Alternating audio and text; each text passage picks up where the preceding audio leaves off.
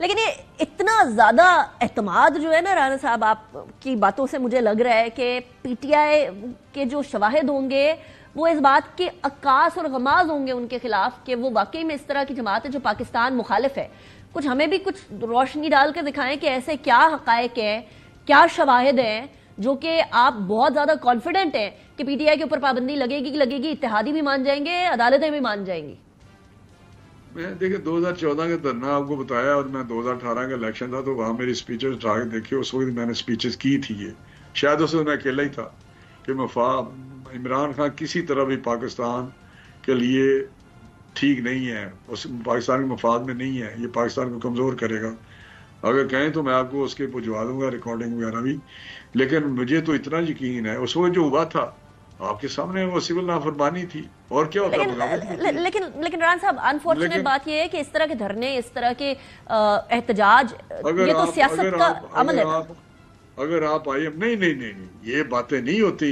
دھرنا میں نہیں کہہ رہا کوئی دھرنا کو خلاف تھا، میں وہ کہہ رہا تھا جو انسٹیگیٹ کر رہے تھے پاکستانی قوم کو کہ آپ بجلی کے بل مت دیں، جلائیں، ان کو جلا دیں. وہ 2024 آج 2024 ہے، ٹیکس مت دیں. میری بات 2014 کی گزری بات کو آج آپ لے کر کسی پارٹی کے اوپر پابندی لگائیں گے. کیا ہوتا ہے، کیا آپ کہتے ہیں کہ ٹیکس جو بھی سول نافرمانی دنیا میں تاریخ چلی ہے ان کا پہلا یہی ہوتا ہے کہ گورنمنٹ کو ٹیکس دینا بند کر دیں، عوام ٹیکس دینا بند کر دیں. رانا صاحب I understand what you're saying لیکن 10 سال پہلے کی بات کو جواز بنا کر 2024 کے اندر کیسے پابندی لگے گی؟ نمبر 1.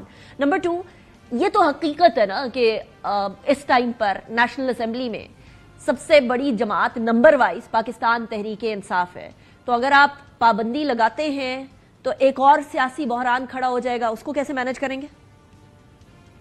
دیکھیں انہوں نے ریزائن کیے تھے تو اس وقت بھی مینج ہو رہا تھا. اگر میجورٹی وہاں بیٹھی ہوئی ہے اور اس کو پتا ہے یہ سارے انہوں نے ریزائن کر دیے تھے پی ٹی آئی والوں نے. جب ہماری پی ڈی ایم کی گورنمنٹ تھی یہ اسمبلی سے باہر چلے گئے سارے جتنے بھی یہ لوگ تھے. پتہ نہیں اس وقت نمبر ان کا کیا تھا، 150 تھے یا اس کے نیچے تھے یا جو بھی تھے. تو اگر یہ کرتے ہیں تو وہ ڈی نوٹیفائی ہو جائیں گے، اور پھر جو آئین اور قانون میں ہے کہ کوئی الیکشن ہوتے ہیں، کیا ہوتا ہے، ضمنی الیکشن ہوتے ہیں، پتہ چل جائے گا. لیکن خدا نہ خواستہ ایسی نہیں کوئی چیز کہ اگر کوئی منارٹی وہاں پہ کسی وقت بھی اگر اسمبلی سے نکلتے ہیں تو اس کا مطلب سسٹم گر جائے گا.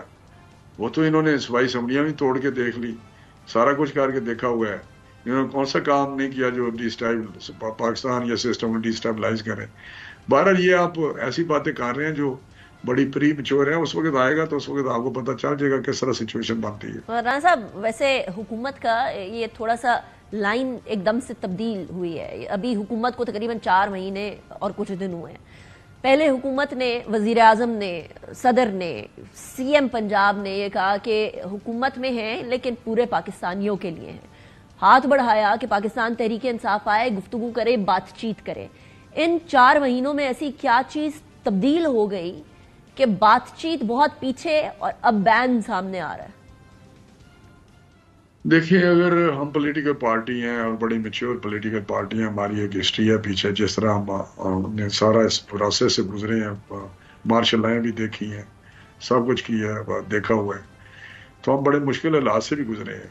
تو ہم تو اس وقت بھی پی ٹی آئی کو کہہ رہے تھے جب ان کی گورنمنٹ تھی کہ آپ اس قسم کے کام مت کریں. آپ تقریریں ہماری اٹھا کے دیکھیں ہمارے ممبرز کی، آپ کل کو یہ بھگتنا پڑے گا آپ کو، آپ یہ کام مت کریں.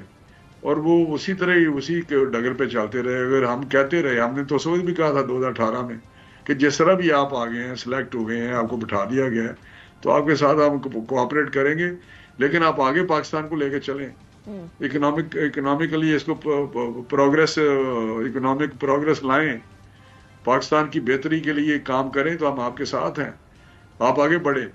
اگر کسی رائے راست بھی نہیں کوئی آ رہا، بار بار کہہ رہے ہیں کہ مین سٹریم میں آپ آئیں، آپ بالکل آپ ایک پولیٹیکل پارٹی ہیں، آپ کے ووٹ بھی ہیں، لیکن اس ڈزنٹ مین کہ آپ ایسا کام کرنا شروع کر دیں جس سے پاکستان کمزور ہو یا سسٹم جو ہے وہ لڑکھڑا جائے.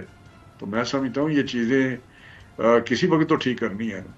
اچھا رانا صاحب، اس قدم کے بعد کیا جو پاکستان تحریک انصاف کا ووٹر ہے क्योंकि आप भी वोट लेकर आए नेशनल असेंबली के अंदर और असेंबली के अंदर पार्लियामेंट में, वो भी वोट लेकर आए।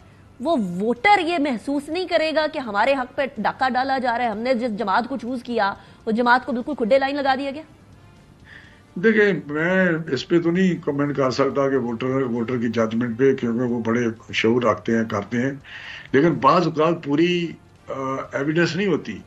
बहुत सारी पार्टियां ऐसी हैं जिनके मामलात जो होते हैं, हिडन एजेंडे हैं, उनका अवाम तक को नहीं पता होता कि बाहर क्या और अंदर क्या, किस तरह काम चल रहा है।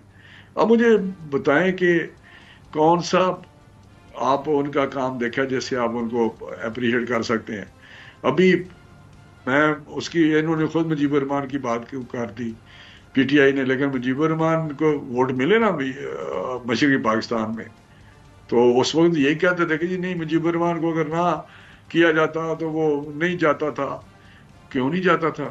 वो तो फिर यही था कि यहाँ भी कोई कन्फेडरेशन, सारे सूबे होते हैं। खैर लंबी बात है, सारे सूबे हमें यहाँ आजकल किस तरह चल रहा था पाकिस्तान या किस तरह वो करते, लेकिन मकसद ये है कि वोटर की जजमेंट से कोई इन चीजों पे तो मेरे मुझे एमएनए बनाते हैं लोग, तो लेकिन इसलिए तो नहीं बनाते कि मैं ऐसी एक्टिविटी कर दूं। Fair enough. लेकिन राणा साहब, लास्ट क्वेश्चन, तो फिर वोटर के सामने भी हकायक रखेंगे? जो हकायक आप पीपल्स पार्टी के सामने रखेंगे, एमक्यूएम के सामने रखेंगे, उनको मनाएंगे, वही हकायक आप वोटर के सामने भी रखेंगे या नहीं? वोटर के सामने जब प्रोसीडिंग होगी, जब डिक्लेरेशन आएगा, सारी चीजें सामने आ जाएंगी। पब्लिक करेंगे। हमने जाके वोटर में कोई असेंबली तो नहीं वोटर्स की लगानी क्या है। प्लीज आप try to understand. I understand. Thank you very much Rana Tanveer साहब। सबको पता चल जाए। ठीक, राणा साहब, thank you very much for joining in the programme.